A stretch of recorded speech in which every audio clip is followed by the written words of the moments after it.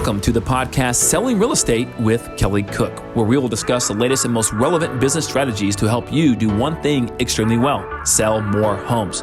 We'll discuss everything from business planning to lead generation and conversion to past client customer service and everything in between. Join us for authentic conversations and nuts and bolts takeaways you can implement into your business today. And now, Selling Real Estate with Kelly Cook.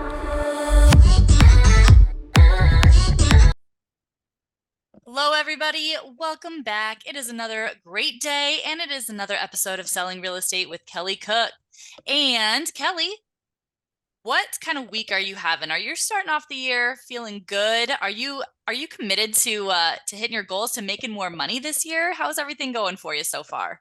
It's going fantastic. Now, our theme for 2024, because every year we come up with one, is win the day. It's probably my most favorite since I can remember running a real estate team. Like, I love that because you know why? It's not gray. Like, what does that mean? It's not black and white. I'm sorry, it's not gray. It is black and white.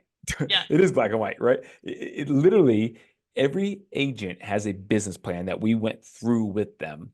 They know exactly what it takes to hit that income number, and it's winning the day, not the week, not the month. I mean, you got to do all that stuff, right? But win the day. And you know you won the day when you achieved a certain amount of opportunities, what we call opportunities, each day. Now, that could be done by 11 a.m. in the morning. That could be done maybe at 8 p.m. at night. But you have to win the day. And I love that. So we literally walk around now and say, hey, did you win the day? Mm-hmm. Did you win the day? Did you win yesterday?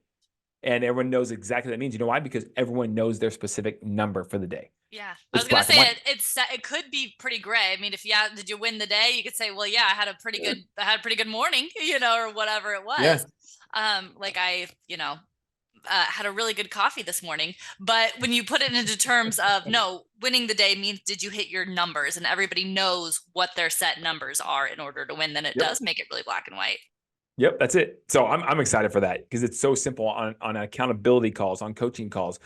That's the first thing we're talking about. And we always kind of did, right? Let's be clear about that. But like now it's just in one small short phrase or sentence, right? We know exactly what we're talking about, all of us.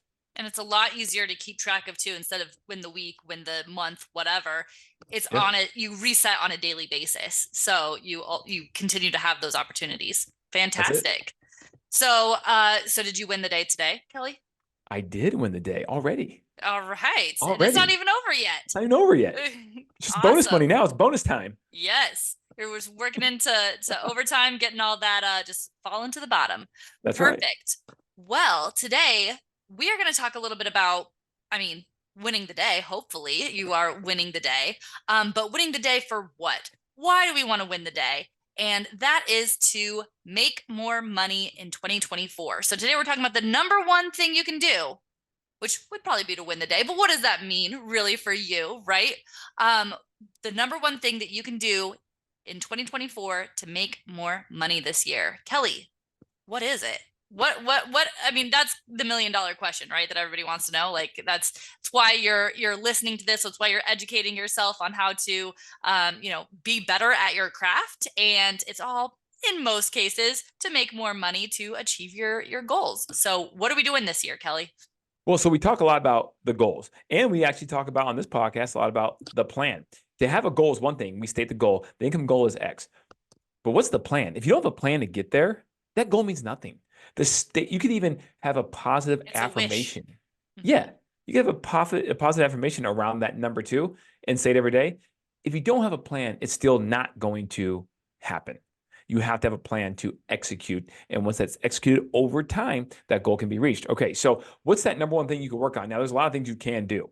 And there's a lot of things you should do. Not too many, but you typically need to have some diversification. You can't just put all your eggs in one lead generation lever or one activity basket. So that number one thing, Elizabeth, is lead conversion, and specifically having a system to convert leads and work leads at scale. So what do I mean by that? Now, if you go out and have some more open houses, is that going to help your business? Yeah, it is. If you call some more expired, is that going to help your business? Yeah, that would too.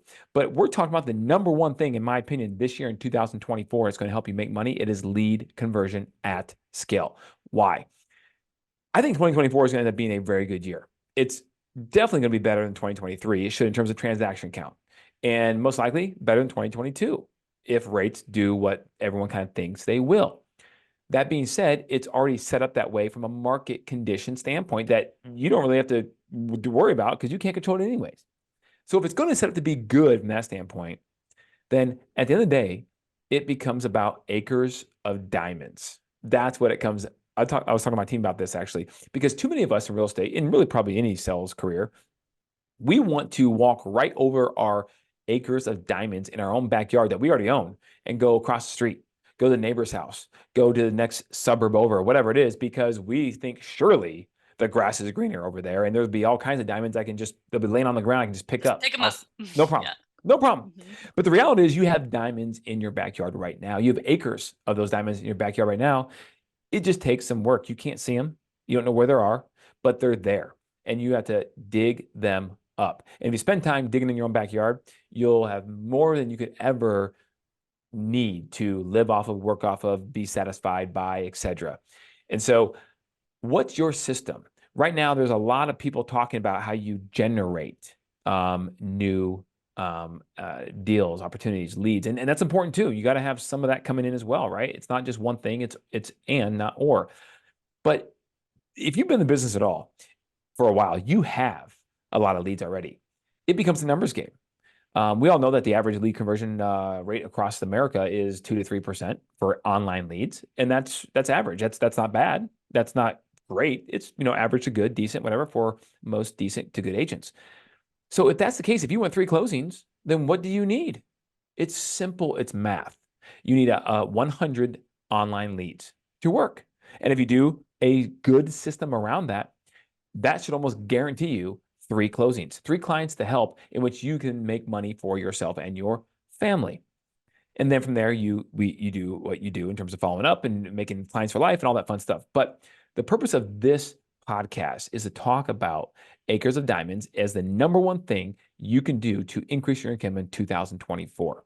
Work a system. So, well, Kelly, I don't have a system. Okay, you need to have a system. Now, you can sit there and say, I want to work all the leads I want, and I'm going to do a better job of it. But the reality is if you have no system, you have an Excel spreadsheet that you're just going to hopefully remind yourself somehow magically every other day to go in and actually call the people on there. It's probably not going to happen. Maybe for a little while, not the entire year. You need to have a CRM. You need to have a system within that CRM that tells you the frequency that you should best follow up with these people, because based upon the conversation you had and the text message reply they sent and things of that nature. We have a whole ecosystem, a lead conversion follow-up system on our team. And I think a lot of good teams do, but I'm shocked by masterminds I sit in, Elizabeth, and things of that nature, conversations I have where agents don't. They don't. They just wing it, right? Hey, this person, I felt like they were kind of hot, so I'm gonna like put them on the spreadsheet in this column, and I'm gonna kind of follow up with them more. And I felt like they were kind of cold, and so I don't know. I just threw them out the window. Well, why would you do that, right? So Oh, just based on their feeling of this person. Yeah. Like yeah, no rhyme or reason.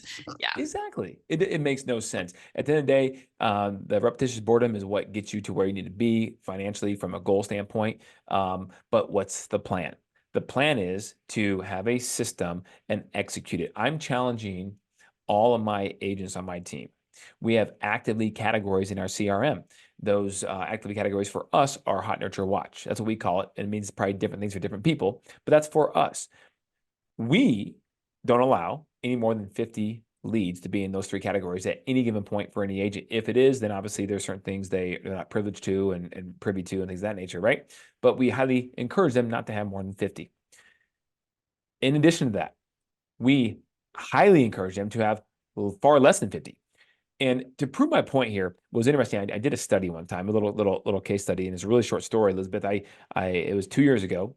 It was the second quarter of the year, and I actually said, you know what? I know this is true. This whole concept of the agent with the least amount of leads actually has the most amount of business. I know it's true because I just seen, for 18 years, I've seen all kinds of examples.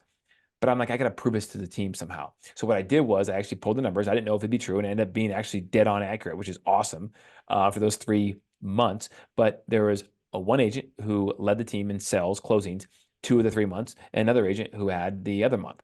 Well, just so happened that in those active lead categories, the 2 agents, excuse me, over the 3 months that had the most closings also had the least amount of leads in their active lead categories. And that blew the mind of most of the agents because it doesn't make sense on the surface.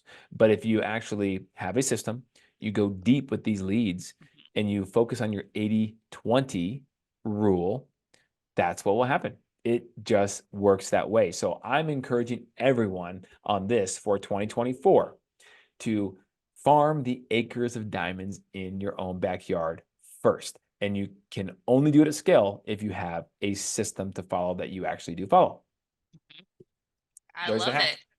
And so just give an example of what that system kind of looks like. So I know you said with yours, you have, these categories, things like that. What's the system to following up? How many times are you following up? Or, we don't have to go too deep into it, but like an overview of kind of what an example system might look like for what you're actually doing with those leads, how you're following up. Yeah, I think it might be appropriate to follow up with a podcast here shortly of that system more in depth, probably, right? What it looks like for us. But we have a system where there's different categories for different things. So, for example, if you've never spoken with the lead, they're over here. If you have spoken, they're over here.